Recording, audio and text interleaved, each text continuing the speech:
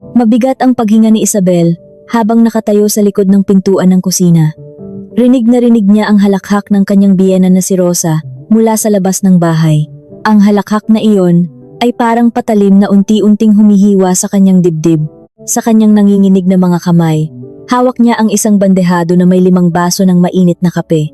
Hapon na at nakaugalian na sa kanilang nayon sa probinsya ng Laguna ang magtipon-tipon ang mga magkakapitbahay upang magkwentuhan habang nagmemeryenda. Ngunit ang usapan ngayon ay hindi tungkol sa mga karaniwang tsismis sa palengke. Ang buong atensyon nila ay nakatuon sa isang kumikinang at napakalaking itim na sasakyan na nakaparada sa mismong harapan ng bahay ni na Isabel. Tingnan ninyo iyan, mga mare. Ang malakas na tinig ni Rosa ay sinadyang lakasan upang marinig ng lahat, maging ng mga kapitbahay na nasa kabilang bakod. Ganyan kapag ang anak ay masipag at may pangarap sa buhay.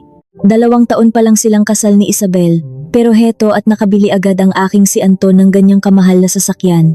Binayaran niya iyan ng buo, hindi hinuhulugan tulad ng iba dyan na puro yabang lang pero baon naman sa utang.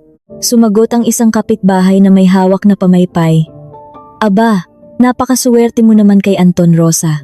Napakabuting anak at ang bilis umasenso sa kanyang trabaho sa Maynila. Siguradong ang sarap ng buhay ng manugang mo dahil nakapangasawa siya ng tulad ni Anton. Tumawa muli si Rosa, isang tawa na pilit at may halong pangungutya. Naku, sinabi mo pa, mabuti na lang at napakabait ng anak ko. Kung hindi, baka hanggang ngayon ay nakatira pa rin sa dampa ang babaeng iyon. Alam nyo naman, walang dalang kahit anong yaman ang napangasawa ng anak ko. Palamunin na nga, napakabagal pa kumilos. Nakakagat ni Isabel ang kanyang ibabang labi, hanggang sa malasahan niya ang sarili niyang dugo. Pilit niyang pinipigil ang luhang nagbabadyang tumulo mula sa kanyang mga mata. Suot niya ang isang lumang bestida na kupas na ang kulay, isang malaking kaibahan sa magarang damit na suot ng kanyang biyenan na tila ba pupunta sa isang malaking handaan. Gustong-gusto niyang sumigaw. Gustong-gusto niyang sabihin sa lahat ng mga taong naroon ang totoong kwento sa likod ng marangyang itim na sasakyang iyon. Ang totoo, walang kinalaman si Anton sa pagbili ng sasakyang iyon. Hindi iyon galing sa kanyang pinaghirapan o sa anumang napakalaking sahod na madalas ipagmalaki ng kanyang ina. Ang sasakyang iyon ay isang regalo. Regalo iyon ng sariling ama ni Isabel na si Arturo para sa kanilang 2nd anibersaryo ng kasal. Ibinigay iyon ng kanyang ama dahil hindi nito kayang makita na ang kanyang nag-iisang anak na babae ay nagtitiis sa siksikan at mainit na pampublikong sasakyan araw-araw. Ngunit nang dumating ang sasakyan noong nakaraang linggo, lumapit sa kanya si Anton na may kaawa-awang mukha. Nakiusap ito habang hawak ang kanyang mga kamay. Isabel, parang awa mo na. Huwag mong sabihin kay nanay na galing ito sa ama mo. Baka bumaba ang tingin niya sa akin bilang haligi ng tahanan. Hayaan mo na lang na isipin nilang galing ito sa sarili kong bulsa. Gusto ko lang maramdaman na ipinagmamalaki ako ng sarili kong ina. Dahil sa labis na pagmamahal at pag-unawa sa kanyang asawa, pumayag si Isabel. Naniwala siya na ang pagpaparaya at pagpapakumbaba ay susi para maging payapa ang kanilang pagsasama. Ngunit hindi niya inakala na ang pagsisinungaling na ito ang magiging dahilan upang mas lalo siyang tapakan at hiyain ng kanyang biyenan sa harap ng ibang tao. Isabel, ano ba? Aabutin ka ba ng siyam-siyam dyan sa loob? Nauuhaw na ang mga bisita ko. Sigaw ni Rosa mula sa labas na naging dahilan upang magising sa katotohanan si Isabel. Huminga siya ng malalim, pinunasan ang namumuong luha sa gilid ng kanyang mga mata at pilit na gumuhit ng isang mahinhing ngiti sa kanyang mga labi. Dahan-dahan siyang naglakad palabas dala ang bandehado ng kape. Pasensya na po ina. Kailangan ko pa pong hintayin kumulo ang tubig, mahinang sagot ni Isabel habang maingat na inilalapag ang mga baso sa maliit na mesa. Umirap lamang si Rosa. Puro ka palusot, sabihin mo sadyang napakatamad mo lang talaga. Tingnan mo nga iyang asawa mo. Halos magpakamatay sa pagtatrabaho para mabigyan ka ng magandang buhay at makabili ng ganyang kagandang sasakyan. Tapos ikaw, magtitimpla lang ng kape ay aabutin pa ng 1 taon. Dapat matuto kang tumanaw ng utang na loob dahil pinapakain ka namin dito. Yumuko lamang si Isabel. Nakita niyang nagbubulungan ang mga kapitbahay. Marahil ay pinag-uusapan ang kanyang kaawa-awang kalagayan o marahil ay sumasang-ayon sila sa mga sinabi ni Rosa. Wala siyang kakamping mahahanap sa lugar na iyon. Lumingon siya ng bahagya sa sasakyan at naramdaman ang isang matinding kirot sa kanyang puso. Ang bagay na dapat sana ay magbibigay sa kanya ng ginhawa, ay siya pa palang magbabaon sa kanya sa matinding kahihiyan. Maya-maya pa ay lumabas mula sa loob ng bahay si Anton. Bagong ligo ito, amoy mamahaling pabango, at maayos ang pagkakasuklay ng buhok. Narinig niya ang lahat ng masasakit na salitang binitawan ng kanyang ina, laban sa kanyang asawa, ngunit wala siyang ginawa. Sa halip na ipagtanggol si Isabel, ngumiti lamang siya sa mga kapitbahay at inayos ang relos sa kanyang palad. Nilagpasan niya si Isabel na parang hangin lamang ito at umupo sa tabi ng kanyang ina. Salamat po sa mga papuri ninyo, nakangiting sabi ni Anton sa mga kapitbahay. Nag-iipon pa po ako ngayon para makabili naman kami ng mas malaking lupa. Nanlaki ang mga mata ni Isabel. Gusto niyang sumigaw.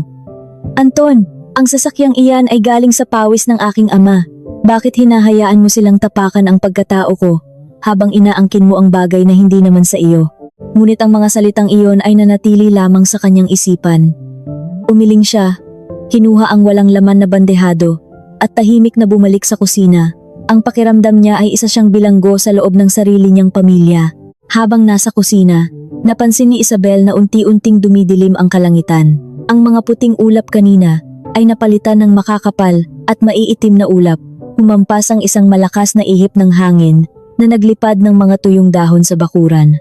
Mukhang paparating ang isang napakalakas na bagyo, isang pangkaraniwang pangyayari kapag ganitong buwan sa kanilang lugar.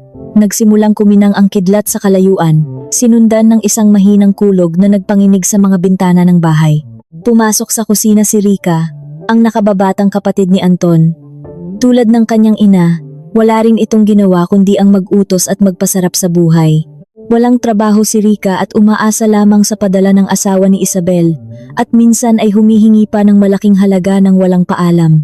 Ate Isabel, nagugutom ako. Mataray na bungad ni Rica habang nakatingin sa kanyang telepono. Ayoko ng mga ulam natin dyan. Nakakasawa na ang lasa. Gusto ko ng mainit na lomi, yung tinda doon sa kabilang bayan. Bilhin mo nga ako ngayon din. Natigilan si Isabel sa kanyang ginagawang paghuhugas ng pinggan. Tumingin siya sa bintana kung saan nagsisimula ng pumatak ang malalaking patak ng ulan. Rica, napakadilim na ng langit at mukhang babagsak na ang malakas na ulan. Malayo pa naman ang kabilang bayan. Aabutin ako ng 1 oras balikan. Hindi ba pwedeng magluto na lang ako ng mainit na sopas dito? O kaya ay magpahatid na lang tayo ng pagkain mula sa mga nagtitinda dyan sa kanto. Narinig ni Rosa ang pag-uusap ng dalawa at mabilis itong pumasok sa kusina na nakapamaywang. Aba, napakareklamador mo naman. Kung ano ang gusto ng kapatid ng asawa mo, sundin mo. Wala ka namang ibang ginagawa dito sa bahay, kundi ang tumunganga. Sayang ang ibabayad natin sa mga maghahatid ng pagkain kung pwede ka namang pumunta doon ng libre. Sige na, lumayas ka na at bumili bago pa magsara ang tindahan. Tumingin si Isabel kay Anton, nakakapasok lamang sa kusina upang kumuha ng maiinom. Nakita ni Anton na nanginginig ang mga kamay ni Isabel. Anton, pakiusap, asawa ko. Kung talagang gusto ni Rica ang pagkain doon, pwede bang gamitin natin ang sasakyan? O kaya ay samahan mo ako? Masyadong mapanganib kung gagamitin ko ang lumang motorsiklo habang may parating na bagyo. Umaasa si Isabel na sa pagkakataong ito, ipapakita ni Anton ang kanyang malasakit. Tutal, naroon sa labas ang matibay at ligtas na sasakyang ibinigay ng kanyang ama. Sa loob ng sasakyang iyon, hindi siya mababasa ng ulan at hindi siya lalamigin, ngunit isang malakas at nakakainsultong tawa ang pinakawalan ni Rosa. Gamitin ang sasakyan? Nababaliw ka na ba? Bagong-bago at kumikinang ang sasakyang iyon, tapos gagamitin mo lang para bumili ng sabaw at pansit? Paano kung matapunan ng sabaw ang mamahaling upuan niyan sa loob? Paano kung magasgasan mo sa kalsada? May ipambabayad ka ba? Kahit ibenta mo pa ang mga laman loob mo, hindi iyon sasapat para maipaayos ang ganyang kamahal na sasakyan. Tumahimik ang buong paligid, hinihintay ni Isabel na magsalita si Anton. Hinihintay niya na sabihin ni Anton na, Ina, hayaan niyo nang gamitin ng asawa ko ang sasakyan dahil baka magkasakit siya sa ulan. Ngunit sa halip na magalit sa kanyang ina, huminga lamang ng malalim si Anton at tiningnan si Isabel ng may pagkainis. Isabel, huwag ka nang maarte. Tama si nanay, sayang ang linis ng sasakyan kung madudumihan lang sa ulan. Gamitin mo na lang yung lumang motorsiklo natin dyan sa likod. Mag-ingat ka na lang sa pagmamaneho. Sige na, umalis ka na. Gutom na ang kapatid ko. Malamig na utos ni Anton bago ito tumalikod at bumalik sa sala upang manood ng telebisyon. Bumagsak ang balikat ni Isabel. Pakiramdam niya ay gumuho ang buong mundo sa kanyang harapan. Ang lumang motorsiklong tinutukoy ni Anton ay halos kalawangin na. Padpad na ang mga gulong at madalas pang mamatayan ng makina sa kalagitnaan ng kalsada. Lalo na kung umuulan at nababasa ang makina nito. Mapanganib itong gamitin sa madulas na kalsada. Wala na siyang nagawa. Kinuha niya ang isang manipis at lumang jacket mula sa sabitan. Pumasok siya sa likod bahay kung saan nakaparada ang lumang motorsiklo. Pinilit niyang buhayin ang makina nito, na umubo muna ng maitim na usok bago tuluyang umandar. Nang ilabas niya ang motorsiklo sa tarangkahan, bumagsak na ang unang malakas na buhos ng ulan. Ang malamig na patak ng tubig ay mabilis na tumagos sa kanyang manipis na damit. Lumingon siya sa bahay sa huling pagkakataon.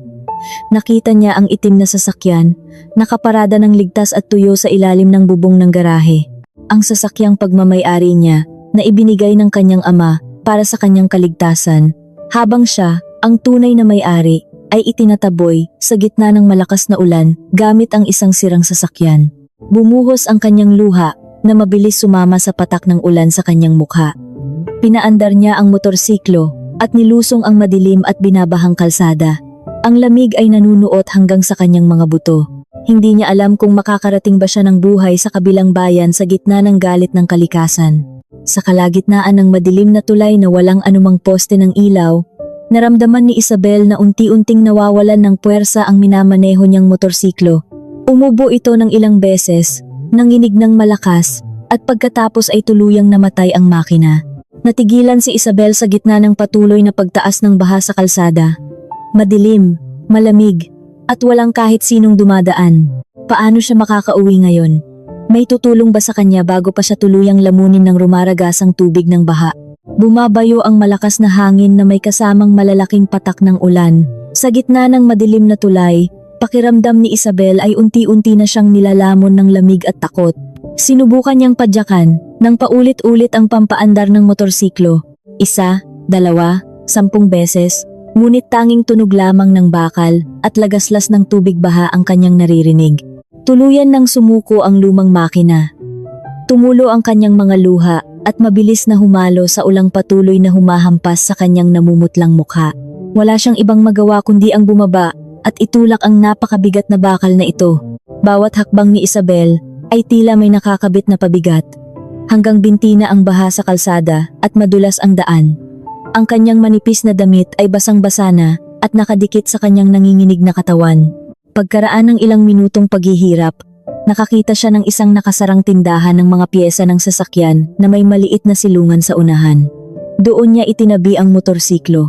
Sumandal siya sa malamig na pader, niyakap ang kanyang sarili, at pinilit na pakalmahin ang kanyang nagkukumahog na paghinga. Sa nanginginig na mga kamay, inilabas niya mula sa bulsa ng kanyang pantalon ang isang maliit na supot na plastik kung saan nakabinalot ang kanyang lumang telepono. Ito na lamang ang tanging pag-asa niya. Hinanap niya ang numero ng kanyang asawang si Anton at pinindot ang tawag. Matagal itong nagring. Bawat segundong lumilipas ay tila isang taon ng paghihintay para kay Isabel. Pakiusap, Anton, sagutin mo. Pabulong na panalangin ni Isabel habang nakatingin sa madilim na kalangitan. Nang sa wakas ay sagutin ng tawag, hindi nag-aalalang boses ng asawa ang sumalubong sa kanya. Hello, ano ba iyon Isabel? Istorbo ka naman. May pinapanood kami rito, mataray at naiinis na bungad ni Anton. Sa likod ng linya, rinig na rinig ni Isabel ang malakas na tawanan ng kanyang biyenan na si Rosa at ng hipag na si Rica. Mukhang masayang-masaya ang mga ito habang siya ay naghihingalo sa lamig sa gitna ng kalsada. Anton, tulungan mo ako, pakiusap. Nabasag ang boses ni Isabel dahil sa matinding pag-iyak. Namatay ang makina ng motorsiklo. Inabot ako ng baha dito sa may lumang tulay bago makarating sa kabilang bayan. Sobrang dilim at wala nang dumadaang sasakyan. Natatakot ako Anton, sobrang lamig. Sunduin mo naman ako, kahit saglit lang. Gamitin mo na yung sasakyan. Malakas naman iyon para suungin ang ulan.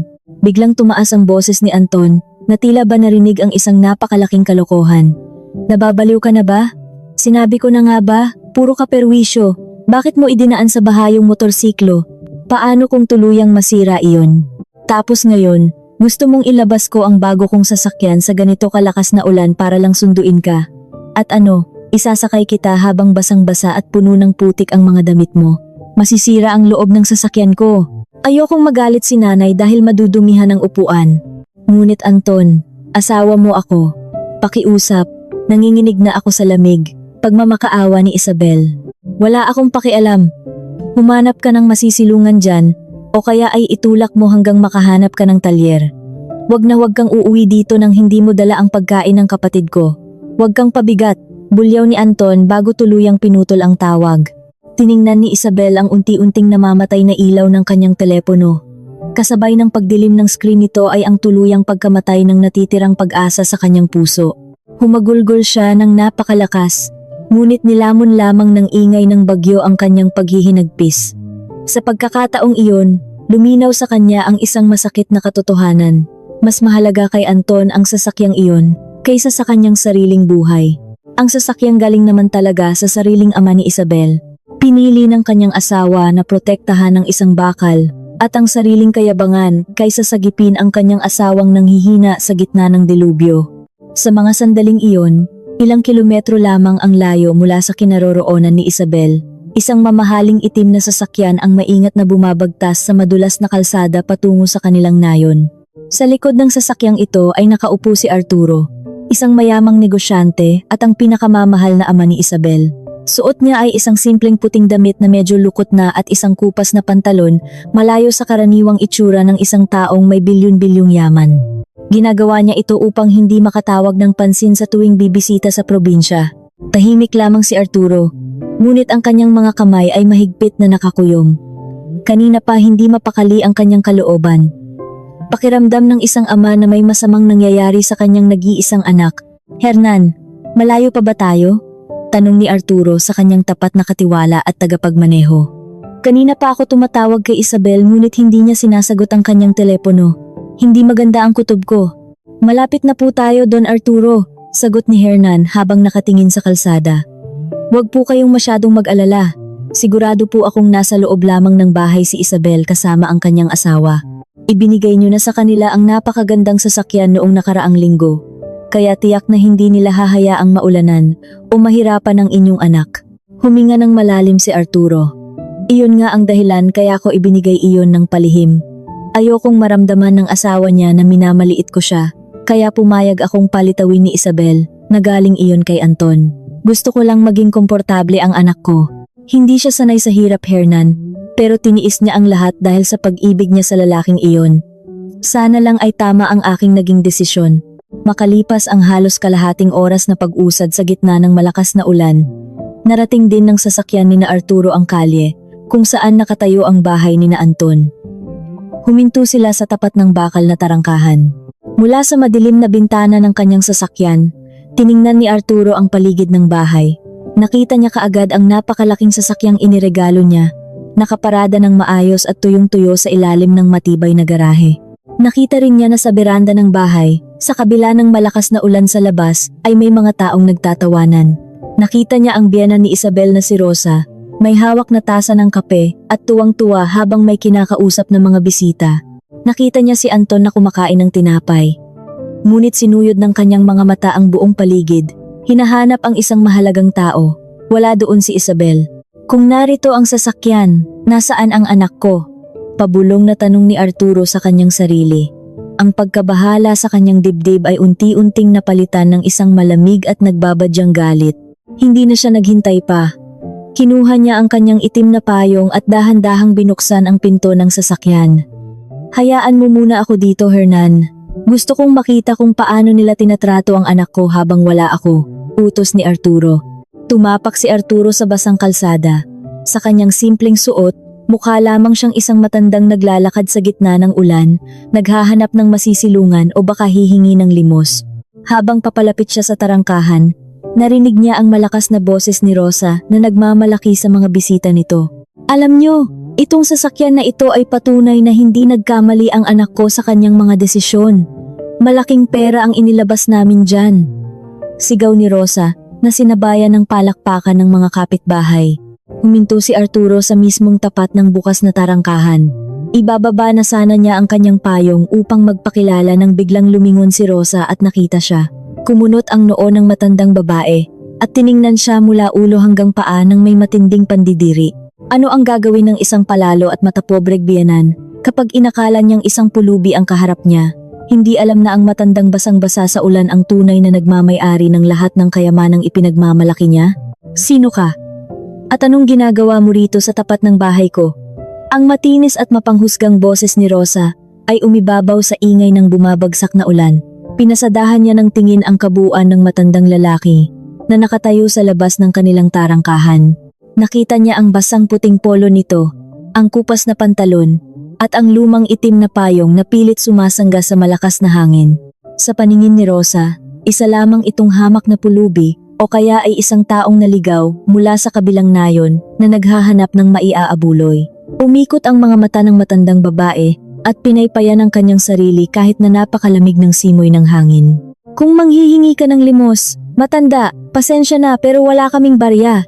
At huwag na huwag kang papasok dito sa loob ng bakuran namin. Baka mamaya ay maputikan mo pa ang bagong linis kong sahig. O baka naman gasgasan mo iyang bagong sasakyan ng anak ko. Pagtataboy ni Rosa habang nakapamaywang, animoy pagmamay-ari niya ang buong kalsada. Nanatiling nakatayo si Arturo. Ang kanyang mga panga ay nagtiim, ngunit pinanatili niya ang kanyang kalmadong anyo. Huminga siya ng malalim upang pigilan ang nagbabadyang galit sa kanyang dibdib. Hindi siya sanay na kinakausap ng ganito ng kahit sino, lalo na ng isang taong ang ipinagmamalaking yaman ay galing mismo sa kanyang bulsa. Ngunit kailangan niyang magtimpi. Gusto niyang makita kung hanggang saan ang kayabangan ng pamilyang ito. Hindi po ako pulubi, Ginang. Nandito po ako para hanapin si Isabel. Nasaan ang asawa ni Anton? Malumanay ngunit may diin na tanong ni Arturo. Ang kanyang tinig ay may taglay na awtoridad na hindi maikakaila. Ngunit hindi iyon napansin ng mga taong nalulunod sa sarili nilang kahambugan. Nang marinig ang pangalan ni Isabel, nagkatinginan ang mga bisita ni Rosa sa beranda at sabay-sabay na nagtawanan. Isang mapaklang halakhak ang pinakawalan ni Rosa na tila ba narinig ang isang napakalaking biro. Aba, kakilala mo pala ang batugang babaeng iyon? Sino ka ba? Kamag-anak niyang mahirap na taga-probinsya na balak makitira rito?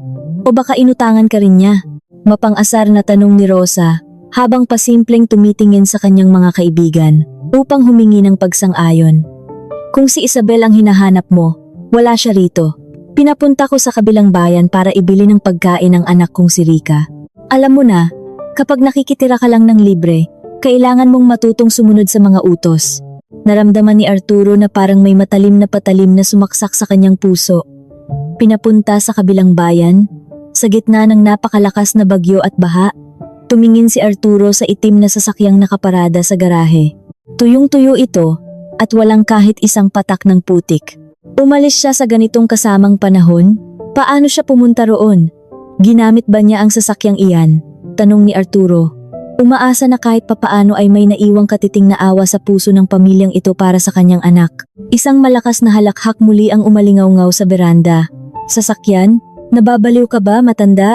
Isasakay ko ang babaeng iyon sa napakamahal na sasakyan ng anak ko? Baka amoy araw pa iyon at madumihan ng loob. Nakamotorsiklo siyang umalis. Yung lumang motorsiklo sa likod bahay. Tutal doon naman siya sanay, sa mga luma at sirang bagay. Sagot ni Rosa na puno ng pagmamalaki. Sige na, lumayas ka na rito at nakakasira ka ng paningin. Hintayin mo siya doon sa kanto kung gusto mo. Sakto namang lumabas si Anton mula sa loob ng bahay. May hawak itong baso ng mainit na kape. Nakita niya ang matandang lalaki sa labas ng tarangkahan, ngunit hindi niya ito namukaan. Nang ikasal sila ni Isabel 2 taon na ang nakararaan, sandali lamang dumalo si Arturo dahil sa isang mahalagang pulong sa ibang bansa. Bukod pa rito, sanay si Anton na nakikita ang kanyang biyenan na nakasuot ng mamahaling barong o formal na kasuotan, kaya hindi sumagi sa isip niya na ang basang-basa at simpleng matandang ito ay ang bilyonaryong ama ng kanyang asawa. Sino iyan, ina? Tanong ni Anton habang humihigop ng kape. Ewan ko dyan, pulubi atang kamag-anak ng asawa mong walang kwenta. Hinahanap si Isabel. Pinaalis ko na nga at baka manghingi pa ng pera sa atin, walang pakialam na sagot ni Rosa. Tiningnan lamang ni Anton si Arturo nang may halong pandidiri. Pumasok na po kayo sa loob, ina, baka ambunan pa kayo. At ikaw matanda, Huwag kang haharang-harang dyan sa tapat ng bahay namin.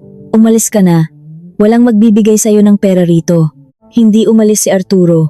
Mahigpit niyang hinawakan ang hawakan ng kanyang payong hanggang sa mamuti ang kanyang mga buko. Tinitigan niya ang lalaking pinagkatiwalaan niya ng buhay ng kanyang nag-iisang anak. Ang lalaking sumumpa sa harap ng dambana, naaalagaan at mamahalin si Isabel habang buhay. Ngayon, ang lalaking ito ay nakatayo sa isang tuyo at magarang beranda, humihigop ng mainit na kape, habang ang kanyang asawa ay naghihingalo sa gitna ng baha at ulan. Sige, maghihintay ako. Mababang tugon ni Arturo na tila isang bulong sa hangin. Maghihintay ako hanggang sa dumating siya. Bumalik si Anton at Rosa sa kanilang pag-uusap. Pilit na binabalewala ang presensya ng matanda sa labas. Lumipas ang ilang minuto. Patuloy sa pagbuhos ang ulan. Walang senyales ng paghinto. Bawat patak nito ay tila mabigat na bato sa dibdib ni Arturo. Nag-aalala siya para sa kaligtasan ni Isabel. Nasaan na kaya ang kanyang anak? Nilalamig ba ito? Umiiyak ba ito ngayon? Habang nakatayo si Arturo sa ilalim ng ulan, narinig niya ang isang pamilyar na tunog, ang matinis na pagbukas ng bakal na tarangkahan. Sabay-sabay na napalingon ang mga tao sa beranda, pati na rin si Arturo. Mula sa madilim na bahagi ng kalsada, pumasok ang isang bulto ng tao. Halos hindi na makilala ni Arturo ang kanyang anak. Wala itong dalang motorsiklo. Naglakad si Isabel pabalik dahil tuluyan nang nasira ang lumang makina nito sa gitna ng baha. Ang damit ni Isabel ay basang-basa at puno ng putik. Nakadikit ito sa kanyang nanginginig na katawan. Ang kanyang mukha ay kasing putla ng isang patay, at ang kanyang mga labi ay nanginginig at kulay lila na sa sobrang lamig. Ang kanyang buhok ay nakadikit sa kanyang pisngi. Tumutulo ang maruming tubig mula rito. Subalit, sa kabila ng kanyang kaawa-awang kalagayan, mahigpit niyang yakap sa kanyang dibdib ang isang maliit na supot na plastik na naglalaman ng mainit na pagkain na ipinabili ng kanyang hipag. Niyakap niya iyon na parang iyon ang pinakamahalagang bagay sa buong mundo. Takot na baka mabasa ng ulan at magalit na naman ang kanyang mga amo. Nang makita ni Arturo ang kalagayan ng kanyang anak, parang piniga ang kanyang puso. Gusto niyang tumakbo, yakapin ito, at balutin ng kanyang mainit na damit. Gusto niyang sumigaw sa galit dahil sa ginawa nilang pagpapahirap kay Isabel. Ngunit nanatili siyang nakatayo sa dilim. Kailangan niyang makita ang katapusan ng dula-dulaang ito. Kailangan niyang malaman kung hanggang saan ang kayang tiisin ng kanyang anak at kung gaano kasama ang pamilyang inakala niyang magbibigay ng pagmamahal rito. Naglalakad si Isabel ng dahan-dahan. Bawat hakbang ay tila isang malaking pagdurusa. Nang makarating siya sa tapat ng garahe, kung saan nakaparada ang itim na sasakyan, biglang nadulas ang kanyang paa sa basang sahig. Nawalan siya ng panimbang. Upang hindi tuluyang bumagsak ang kanyang mukha sa semento, napakapit ang kanyang basang kamay sa makintab na harapan ng sasakyan. Nag-iwan ng isang malaking bakas ng putik at maruming tubig ang kanyang palad sa makinis na pintura nito. Humahangos si Isabel. Pilit na kinukuha ang kanyang hininga. Pumasok sa kanyang mga mata ang luha at ulan. Bago pa man siya makapagsalita o makahingi ng tulong sa asawang nakatayo lamang sa beranda, isang nakakabinging tili ang pinakawalan ni Rosa. Isabel! Ano ba iyang ginagawa mo? Sigaw ni Rosa na halos lumabas na ang mga ugat sa leeg sa sobrang galit. Mabilis itong bumaba mula sa beranda. Walang pakialam kung mabasa man ang laylayan ng kanyang magarang damit. Hinarap ni Rosa si Isabel hindi upang tulungan itong tumayo, kundi upang itulak itong palayo sa sasakyan. Nabigla si Isabel sa lakas ng pagtulak ng matanda, kaya tuluyan siyang napasalampak sa malamig at basang sahig. Nabitawan niya ang supot ng pagkain ngunit mabilis niya itong dinampot at pinunasan, umaasang hindi natapon ang sabaw nito. Tingnan mo ang ginawa mo, mabuti na lang at hindi nagasgasan. Galit na bulyaw ni Rosa, habang pilit na pinupunasan ng kanyang sariling panyo ang putik sa sasakyan. Ang dumi-dumi ng mga kamay mo? Hahawakan mo ang mamahaling sasakyan na ito? Alam mo bang kahit magtrabaho ka ng 10 taon bilang katulong ay hindi mo kayang bayaran ang pinturang iyan? Napakatanga mo talaga. Ina, pasensya na po. Nahilo po ako. Muntik na akong matumba. Umiiyak at nanginginig na paliwanag ni Isabel. Tumingala siya upang hanapin ang mga mata ni Anton. Umaasa siya na lalapit ito, aalalayan siya, at ipagtatanggol sa kalupitan ng ina nito. Anton, tulungan mo ako, pakiusap. Ngunit nanatiling nakatayo si Anton sa beranda. May halong inis ang kanyang mukha habang tinitingnan ang putik sa kanyang paboritong sasakyan. Nakakahiya ka, Isabel. Tignan mo ang itsura mo, para kang basurera. Pumasok ka na nga sa loob at maglinis ng katawan. Huwag kang dumaan dyan sa harapan at madudumihan ng sahig. Doon ka sa likod dumaan. Ibigay mo na iyang pagkain kay Rika, at kanina pa iyan nagugutom. Malamig at walang pakialam na utos ni Anton, ni hindi man lang nag-alok ng kamay upang itayo ang kanyang asawa. Sa mga sandaling iyon, naramdaman ni Isabel na parang namatay na ang huling patak ng pagmamahal sa kanyang puso para sa lalaking ito.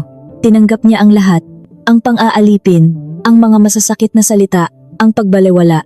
Ngunit ang hayaan siyang mamatay sa lamig at ituring na parang isang basahan sa harap ng ibang tao ay sobra na. Pinilit ni Isabel na tumayo kahit na parang bibigay na ang kanyang mga tuhod. Yumuko siya, tinanggap ang kanyang kapalaran bilang isang bilanggo sa bahay na iyon. At dahan-dahang naglakad patungo sa madilim na pasilyo papuntang kusina.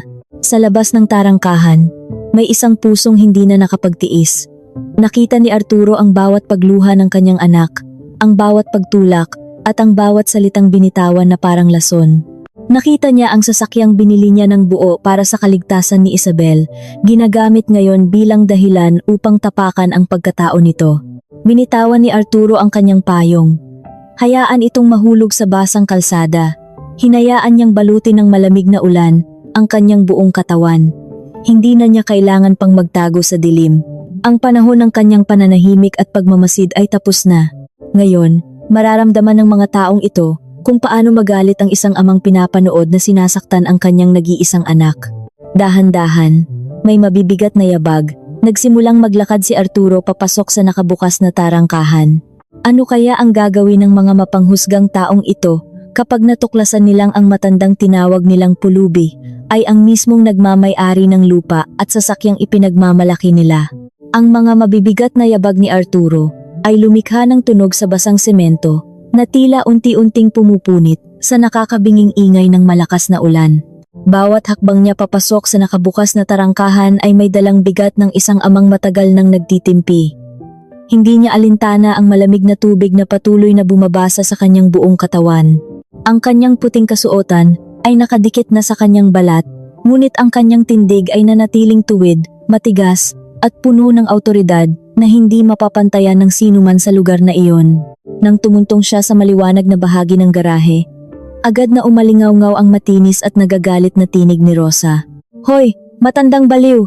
Hindi ba sinabi ko na sa iyong huwag kang papasok dito?" Sigaw ng matandang babae habang mabilis na bumababa mula sa beranda, hindi alintana kung mabasa man ang laylayan ng kanyang magarang damit.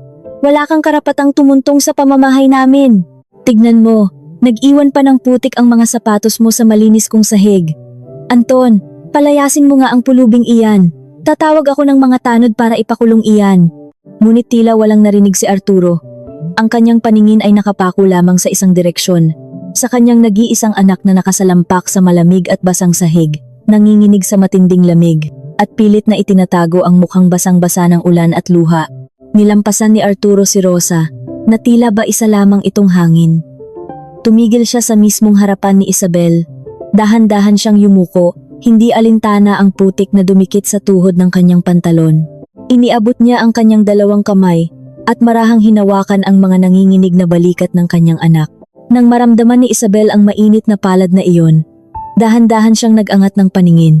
Sa pamamagitan ng kanyang nanlalabong mga mata dahil sa ulan, nakita niya ang mukha ng lalaking palaging nagtatanggol sa kanya mula noong bata pa siya. Ang mukha ng kanyang ama na ngayon ay puno ng matinding lungkot at sakit. Ama. Isang mahina at basag na bulong ang lumabas sa mga nanginginig at lila ng mga labi ni Isabel. Hindi siya makapaniwala. Akala niya ay tuluyan na siyang nag-iisa sa gabing iyon. Ngunit heto ang kanyang ama, basang-basa sa ulan, ngunit nakatingin sa kanya ng may labis na pagmamahal. "Tumayo ka, anak ko," malumanay, ngunit may diin na utos ni Arturo. Hinawakan niya ng mahigpit ang mga braso ni Isabel at maingat na inalalayan itong makatayo. Hindi nararapat na lumuhod ang anak ko sa harap ng mga taong walang puso at walang kaluluwa. Nang marinig iyon ni Rosa, lalo itong nag-apoy sa galit. Nanlaki ang kanyang mga mata at napapalakpak siya ng pagak. Aba, kaya pala ang lakas ng loob mong pumasok dito. Dahil ikaw ang ama ng batugang babaeng iyan. Pareho pala kayong walang modo at walang pinag-aralan. Kung nandito ka para humingi ng pera sa asawa ng anak mo, nagkakamali ka ng pinuntahan. Wala kaming ibibigay sa mga linta na tulad ninyo. Sa pagkakataong ito, tuluyan nang lumapit si Anton. Nakapamulsa ito, nakatingin kay Arturo mula ulo hanggang paa na may isang mapangutyang ngiti sa mga labi. Bahagya niyang nakilala ang matanda mula sa ilang lumang litrato noong kasal. Ngunit dahil sa anyo nitong basang-basa at mukhang kaawa-awa, nawala ang anumang katiting na respeto na dapat sana ay ibigay niya rito. Kayo po pala ang ama ni Isabel, malamig at walang galang na bati ni Anton. Hindi man lang siya nag-alok ng kamay upang magmano o bumati ng maayos. Mabuti naman at nakita ninyo kung gaano kapabaya ang anak ninyo. Tignan ninyo, muntik na niyang sirain ang sasakyan ko. Kung alam ko lang na puro sakit sa ulo ang dadalhin niya sa pamilya ko, hindi ko na sana siya pinakasalan. Kung gusto ninyo siyang iuwi, sige lang. Wala naman siyang naitutulong dito sa bahay. Palamunin lang namin siya. Naramdaman ni Isabel na parang pinulbos ang kanyang puso sa mga narinig.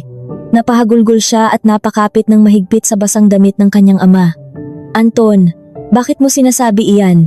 Ginawa ko naman ang lahat para pagsilbihan kayo. Pagmamakaawa ni Isabel sa pagitan ng kanyang mga hikbi. Tumahimik ka, Isabel, sigaw ni Anton. Huwag ka nang magdrama dyan sa harap ng tatay mo. Pare-pareho lang kayong mga walang narating sa buhay. Marahang hinaplos ni Arturo ang basang buhok ni Isabel upang patahanin ito. Pagkatapos ay dahan-dahan niyang inilingon ang kanyang ulo paharap kay Anton. Ang kanyang mga mata ay nanlilisik, madilim, at nag-aapoy sa isang tahimik na galit na mas nakakatakot kaysa sa bagyo sa paligid. Sasakyan mo? Mababa at kalmadong tanong ni Arturo. Ang kanyang boses ay hindi sumisigaw, ngunit may isang kakaibang bigat iyon na nagpatindig sa balahibo ng mga nakikinig. Ipinagmamalaki mo ang bagay na ito, Anton? Ang sinasabi mong yaman mo na pilit mong pinoprotektahan, kapalit ng kaligtasan ng sarili mong asawa. Itinaas ni Anton ang kanyang baba. Pilit na ipinapakita ang kanyang pekeng tapang. Siyempre, katas iyan ng dugo at pawis ko. Pinaghirapan ko iyan ng maraming taon sa pagtatrabaho sa opisina, kaya wala kayong karapatang husgahan ako sa pamamahay ko. Isang malamig at mapaklang tawa ang pinakawalan ni Arturo. Isang tawa na umalingaw-ngaw sa buong garahe na nagpatahimik maging kay Rosa at sa mga bisitang kanina pa nakikiusyoso sa beranda. Biglang nagbago ang ihip ng hangin. Ang matandang lalaking inakala nilang pulubi ay tila unti-unting nilalamon ang buong espasyo sa pamamagitan lamang ng kanyang presensya. Kinuha ni Arturo mula sa bulsa ng kanyang pantalon ang isang maliit na supot na plastik. Mula roon ay inilabas niya ang kanyang telepono. Pinindot niya ito at itinapat sa kanyang tainga habang nakatingin ng diretsyo sa mga mata ni Anton. Hernan, pumasok na kayo. Tapos na ang pagmamasid ko. Maikling utos ni Arturo. Wala pang 5 segundo matapos ibaba ni Arturo ang tawag. Nakarinig sila ng mga sabay-sabay at mabibigat na yabag mula sa labas ng tarangkahan. 3 malalaking lalaki na nakasuot ng itim at formal na kasuotan ang mabilis na pumasok sa loob ng bakuran. Ang isa sa kanila ay si Hernan, na may hawak na isang napakalaking itim na payong. Mabilis at maayos silang lumapit kay Arturo. Sabay-sabay silang yumuko ng malalim bilang pagbibigay galang. Nandito na po kami, Don Arturo, magalang na bati ni Hernan. Agad niyang binuksan ang malaking payong at sinilungan ng mag-ama upang hindi na sila patuloy na mabasa ng ulan. Kinuha rin ni Hernan ang isang makapal at tuyong tuwalya mula sa kanyang dala at inabot ito kay Arturo. Maingat na ibinalot ni Arturo ang mainit na tuwalya sa nanginginig na katawan ni Isabel. Tahimik lamang ang kanyang anak. Nanlalaki ang mga matang nakatingin sa mga nangyayari habang pilit na pinapakalma ng ama ang kanyang panginginig. Sino? Sino ang mga taong ito? Nanginginig na tanong ni Rosa. Ang kanyang matapang na boses kanina ay napalitan ng isang garalgal at takot na tunog. Napansin niya ang mamahaling pananamit ng mga bagong dating at ang kakaibang paggalang nila sa matandang lalaking kanina lamang ay tinawag niyang pulubi. Unti-unting nawala ang kulay sa mukha ni Anton. Ang kanyang mga tuhod ay biglang nanlambot ngunit pilit siyang nanatiling nakatayo. May isang madilim na katotohanan ang pilit na kumakatok sa kanyang isipan. Isang katotohanan na matagal na niyang pinagtatakpan. Iniwan ni Arturo si Isabel sa ilalim ng payong na hawak ni Hernan at unti-unting naglakad palapit kay Anton. Ang bawat hakbang niya ngayon ay walang halong pag-aalinlangan. Tinanong mo kung sino ako, Anton? Malakas at malinaw na pahayag ni Arturo. Ang panliliit sa kanyang tinig kanina ay napalitan ng isang nakakikilabot na paniningil. Ako ang amang ininsulto ninyo. Ako ang lalaking inakala ninyong walang kwenta. At ako, ang taong bumili at nagbayad ng buo para sa sasakyang ipinagmamalaki mo. Nanlaki ang mga mata ni Rosa. Humarap siya kay Anton na tila ba hihingi ng paliwanag, ngunit nakita niyang nakayuko na lamang ang kanyang anak, pinagpapawisan ng malamig sa kabila ng lamig ng panahon. Inilahad ni Arturo ang kanyang kamay patalikod, nang hindi inaalis ang tingin kay Anton. Hernan, ang mga dokumento. Agad na inabot ni Hernan ang isang kayumangging sobre na nababalot ng plastik upang hindi mabasa. Kinuha ito ni Arturo, marahas na pinunit ang plastik, at inilabas ang isang formal na katibayan ng pagbili. Itinaas niya ito sa tapat mismo ng mukha ni Anton, sapat upang makita rin ni Rosa at ng mga nakikinig na bisita. Tingnan natin ngayon, Anton, kung kaninong pangalan talaga ang nakaukit sa mga papel na ito.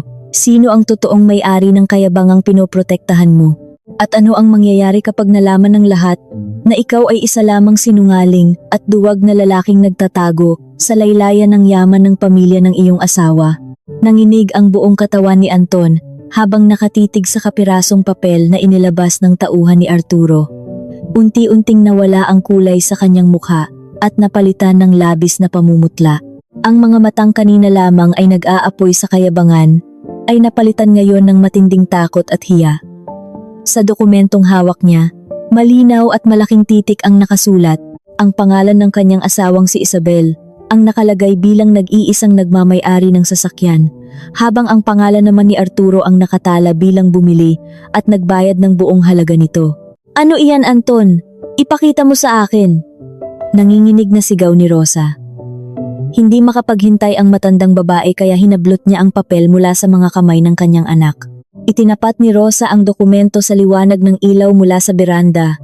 Binasa niya ang bawat linya. Halos lumuwa ang kanyang mga mata nang makita ang katotohanan. Umiling siya ng paulit-ulit. Pilit na itinatanggi ang nakikita ng sariling mga mata. Hindi ito totoo. Peke ang dokumentong ito. Anton, anak, sabihin mo sa akin na peke ito. Binili mo ito mula sa sarili mong ipon sa pagtatrabaho sa Maynila, hindi ba? Sabihin mo sa kanila ang totoo. Ngunit walang kahit anong salita ang lumabas sa bibig ni Anton. Bumagsak ang kanyang mga balikat at nakayuko lamang siya.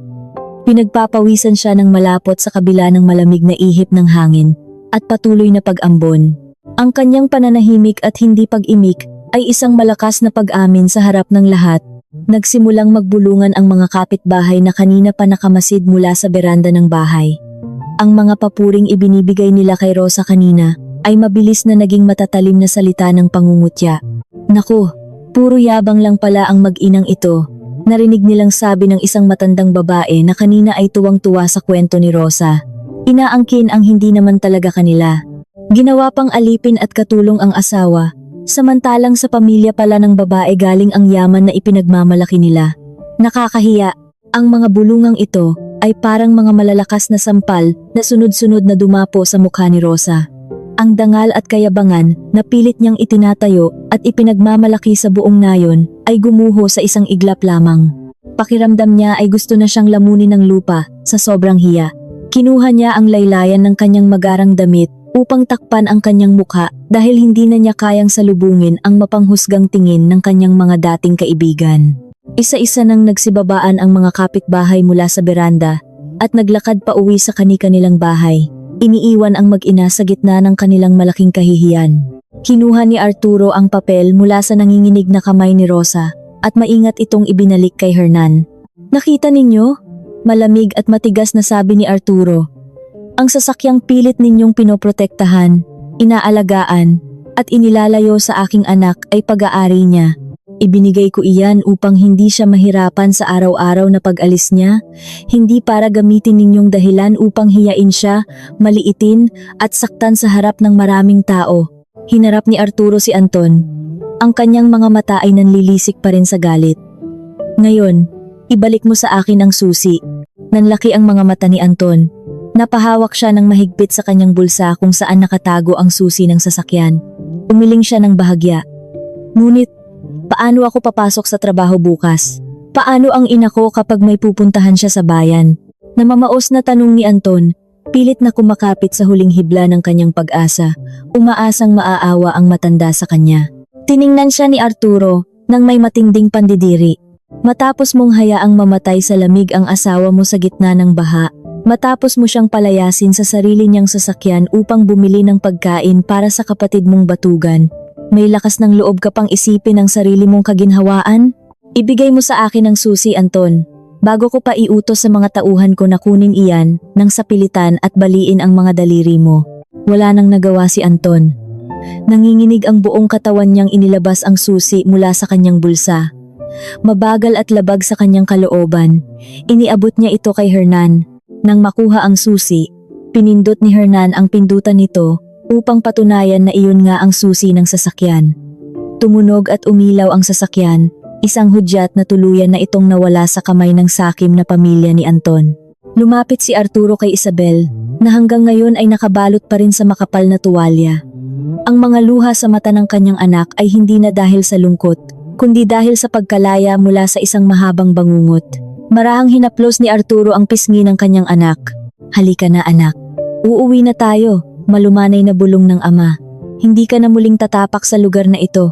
Mula ngayon, wala nang mananakit sa iyo. Hindi ko nahahayaang may mang-alipin pa sa nag-iisa kong prinsesa. Inalalayan ni Hernan, at ng isa pang tauhan si Isabel, patungo sa labas ng tarangkahan, kung saan naghihintay ang isang mas malaki at mas marangyang sasakyan na pagmamay-ari mismo ni Arturo. Nakaramdam ng matinding ginhawa si Isabel nang makapasok siya sa mainit at komportableng loob ng sasakyan ng kanyang ama. Sa wakas, tapos na ang kanyang paghihirap. Sumunod si Arturo ngunit huminto siya ng bahagya sa tapat ng tarangkahan. Nilingon niya ang mag-inang ngayon ay nakatayo na lamang na parang mga basang sisiw sa malamig na garahe. Umiiyak na si Rosa dahil sa labis na kahihiyan at panghihinayang. Si Anton naman ay tulala, tila hindi pa rin matanggap na nawala ang lahat ng kanyang ipinagmamalaki at ginagamit na panakipbutas sa kanyang kakulangan sa loob lamang ng isang gabi. Akala ninyo ay tapos na tayo? Isang malamig at nagbabantang tanong mula kay Arturo ang biglang nagpatigil sa pag-iyak ni Rosa.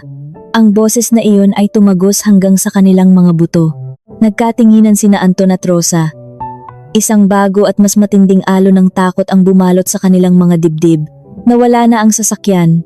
Nabunyag na ang kanilang kasinungalingan. Ano pa ang gusto ng matandang ito mula sa kanila? Itinaas ni Arturo ang kanyang tingin at pinasadahan ng paningin ang kabuuan ng bahay. Tiningnan niya ang magandang beranda, ang matitibay na haligi, ang malalaking bintana, at ang malawak na espasyo ng buong paligid. Ang sasakyang iyon ay simula pa lamang ng paniningil ko sa inyong pamilya. Matigas na sabi ni Arturo habang nakatitig ng diretso sa mga mata ni Anton. Bago ko kayo tuluyang iwan ngayong gabi upang matulog sa inyong mga higaan, gusto kong mag-isip kayo ng mabuti. Sa tingin ninyo, kaninong pera ang ginamit para mabili ang lupang kinatatayuan ninyo at ang malaking bahay na inyong tinitirhan ngayon? Ang katanungang binitawan ni Arturo ay tila isang malakas na kulog na yumanig sa mismong kinatatayuan ni na Anton at Rosa. Biglang tumigil ang pag-ikot ng mundo para sa mag-ina. Ang malamig na hangin na dumadampi sa kanilang mga balat ay tila naging mga matatalim na karayom na tumuturok sa kanilang mga buto. Ano? Ano ang ibig mong sabihin? Garalgal at halos walang boses na tanong ni Rosa. Ang kanyang mga mata ay nagpapalipat-lipat sa mukha ng matandang lalaki at sa malalaking haligi ng bahay na kanyang ipinagmamalaki sa buong nayon. Bahay ito ng anak ko. Si Anton ang nagbabayad ng buwanang hulog nito. Anton, magsalita ka! Sabihin mo sa baliw na matandang ito na ikaw ang nagmamay-ari ng bahay na ito. Ngunit tulad kanina, walang nakuhang sagot si Rosa mula sa kanyang anak. Sa halip na ipagtanggol ang kanyang sarili, unti-unting nanghina ang mga tuhod ni Anton. Hindi na niya kinaya ang bigat ng katotohanan at tuluyan na siyang napaluhod sa basang semento ng garahe. Ibinaba niya ang kanyang ulo, nakatitig sa maruming tubig na naipon sa sahig. Ang kanyang katahimikan ay isang malakas na sampal na gumising sa kahibangan ng kanyang ina. Nilingon ni Arturo si Hernan at tumango ng bahagya. Alam na ng tapat na katiwala ang ibig sabihin ng senyas na iyon. Mula sa parehong kayumangging sobre, inilabas ni Hernan ang isang makapal na papel na may opisyal na selyo ng pamahalaan, ang titulo ng lupa at bahay. Dahan-dahan itong iniharap ni Hernan sa nanginginig na mukha ni Rosa. Basahin ninyo ng mabuti, ginang. Malamig na utos ni Hernan. Kahit nanlalabo ang paningin dahil sa pinaghalong luha at ulan, nakita ni Rosa ang malalaking titik na nakaukit sa opisyal na dokumento. Pangalan ni Isabel. Wala ni isang bakas ng pangalan ni Anton sa titulo ng lupa at bahay na iyon. Isang malakas na hikbi ang kumawala sa dibdib ni Rosa. Napahawak siya sa pader upang hindi tuluyang bumagsak. Hindi niya matanggap na sa loob ng 2 taon, namuhay siya bilang isang reyna sa isang palasyong hindi naman pala sa kanila. Ipinagmalaki niya ang mga matitibay na pader nito, ang magagandang kagamitan at ang malawak na espasyo, habang pinapatulog niya sa pinakamaliit at pinakamainit na silid ang tunay na may-ari nito. Inalipin niya si Isabel sa sarili nitong pamamahay. Tama ang inyong nakikita, matigas na pahayag ni Arturo, habang nakatingin sa mag-inang ngayon ay pareho nang nakalugmok sa lupa. Binili ko ang lupang ito at ipinapatayo ang bahay na ito ng buo, isang araw bago ang kasal ng aking anak. Ginawa ko ito dahil ayokong mag-isip pa ng bayarin si Anton. Naisip ko, kung wala na siyang aalalahaning hulog sa bahay, mas maibibigay niya ang kanyang buong atensyon at pagmamahal kay Isabel. Ngunit nagkamali ako. Ang kabaitan ko ay ginamit ninyo upang maging mga linta na sumisipsip sa lakas ng aking anak. Gumapang si Anton sa basang sahig palapit sa mga paa ni Arturo. Ang kanyang mukha ay basang-basa ng luha at uhog. Nawala na ang lahat ng bahid ng kayabangan sa kanyang pagkatao. Ang natira na lamang ay isang duwag na lalaking takot mawalan ng maginhawang buhay. Patawarin po ninyo ako, Don Arturo. Pagmamakaawa ni Anton habang pilit na inaabot ang sapatos ng matanda. Nagkamali po ako. Nadala lang po ako ng aking kayabangan. Pangako po, magbabago na ako. Ituturing ko na pong prinsesa si Isabel. Huwag po ninyong kunin ang bahay na ito. Wala po kaming mapupuntahan ng ina ko. Nang makita ni Rosa ang ginagawa ng anak, mabilis din itong gumapang at lumuhod sa harapan ni Arturo. Nakadikit ang kanyang noo sa malamig at basang semento. Parang awa mo na, matanda. Patawarin mo ang aking kamangmangan.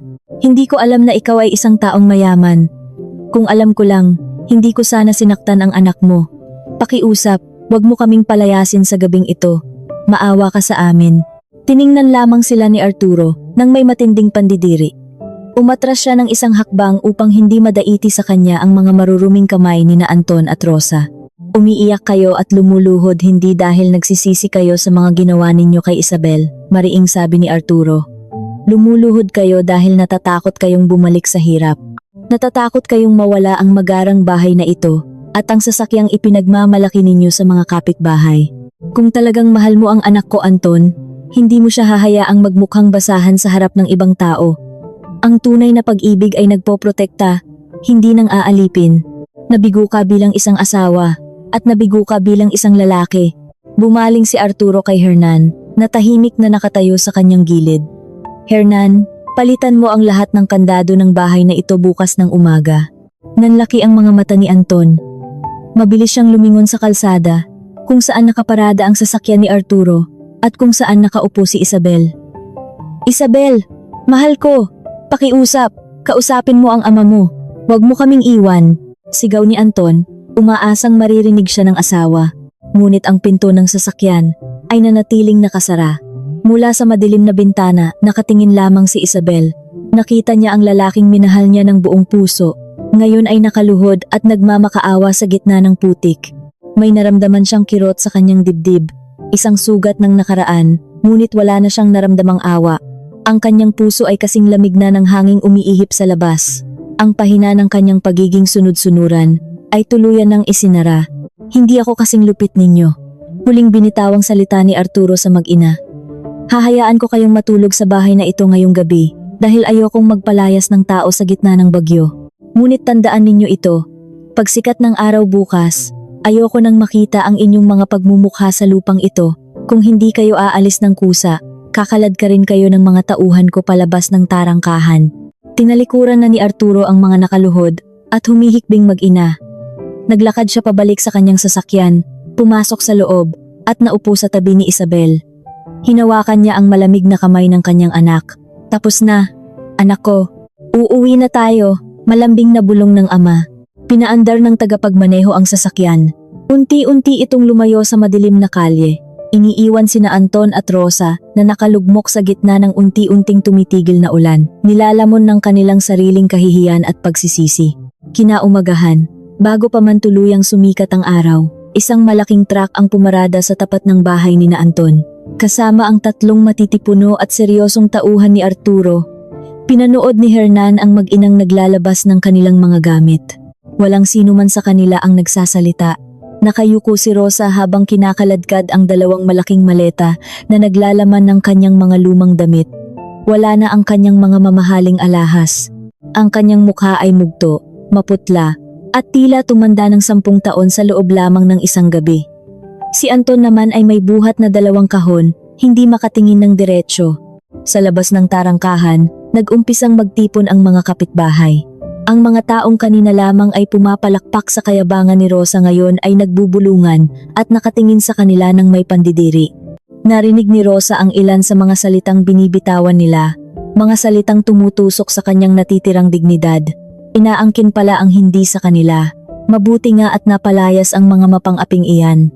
Nang mailagay na ang lahat ng kanilang gamit sa loob ng truck, narinig ni Anton ang malakas na paglagitik ng bakal.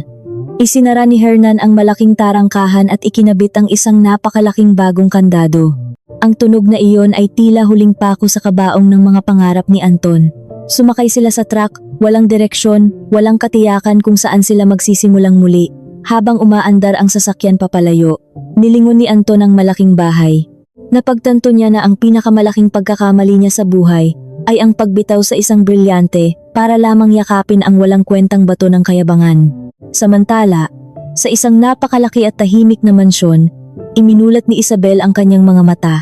Napansin niya ang sikat ng araw na dumaan sa makapal at malambot na kurtina ng kanyang kwarto. Ang hangin ay amoy sariwang bulaklak at wala siyang narinig na anumang sigaw o utos mula sa labas. Nakahiga siya sa malambot na kama ng kanyang pagkabata.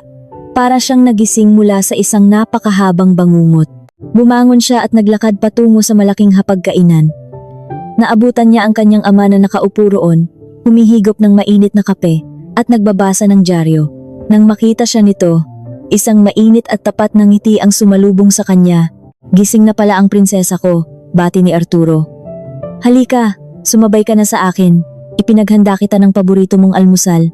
Umupo si Isabel at pinagmasdan ang maraming pagkain sa mesa. Walang nagbabawal sa kanya. Walang nagsasabing bawal siyang kumain dahil kailangan munang unahin ang iba. Naramdaman niya ang init ng luha sa kanyang mga mata, ngunit sa pagkakataong ito, luha iyon ng kagalakan. Ama, maraming salamat po, bulong ni Isabel habang nakahawak sa tasa ng mainit na tsokolate. Kung hindi kayo dumating kagabi, hindi ko alam kung buhay pa ako ngayon. Ibinaba ni Arturo ang kanyang dyaryo at tiningnan ng seryoso ang kanyang anak. Isabel, tandaan mo ito. Ang pag-ibig ay hindi kailanman dapat magpababa ng iyong pagkatao. Kung kailangan mong limutin ang iyong halaga para lang mahalin ka ng isang tao, hindi iyon pag-ibig. Iyon ay pang-aabuso.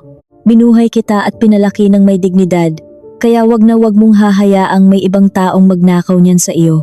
Kahit pa ang taong iyon ay ang pinakamamahal mo. Tumango si Isabel. Naramdaman niya ang unti-unting paghilom ng kanyang sugatang puso. Alam niyang aabutin pa ng mahabang panahon bago niya tuluyang makalimutan ang pait ng nakaraan. Ngunit ngayon, alam niyang nasa ligtas na siyang mga kamay. Nasa piling siya ng unang lalaking nagmahal sa kanya ng totoo. Lumipas ang ilang buwan matapos ang insidenteng iyon.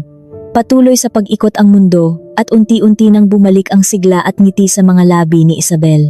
Ngunit sa labas ng matataas at nagtataas ang pader ng mansyon ni na Arturo, sa ilalim ng malamig at madilim na gabi, isang bulto ng lalaki ang tahimik na nakatayo. Si Anton. Puno ng dumi ang kanyang damit, magulo ang buhok, at ang kanyang mga mata ay nanlilisik sa matinding kalungkutan at pangungulila. Hawak niya sa kanyang nanginginig na kamay ang isang lantang bulaklak na pinulot lamang niya sa gilid ng kalsada. Nakatitig siya sa malaking bakal na tarangkahan ng mansyon, hindi makalapit dahil sa takot sa mga guwardiyang nakabantay. Araw-araw siyang bumabalik doon, naghihintay ng pagkakataong makita kahit ang anino lamang ng asawang sinayang niya. Hanggang saan kaya dadalhin si Anton ng kanyang labis na pagsisisi? May natitira pa ba siyang pag-asa upang mabuo muli ang pamilyang sinira ng kanyang sariling kayabangan, o ito na ang simula ng kanyang tuluyang pagkabaliw sa kalungkutan at pait ng kahapon?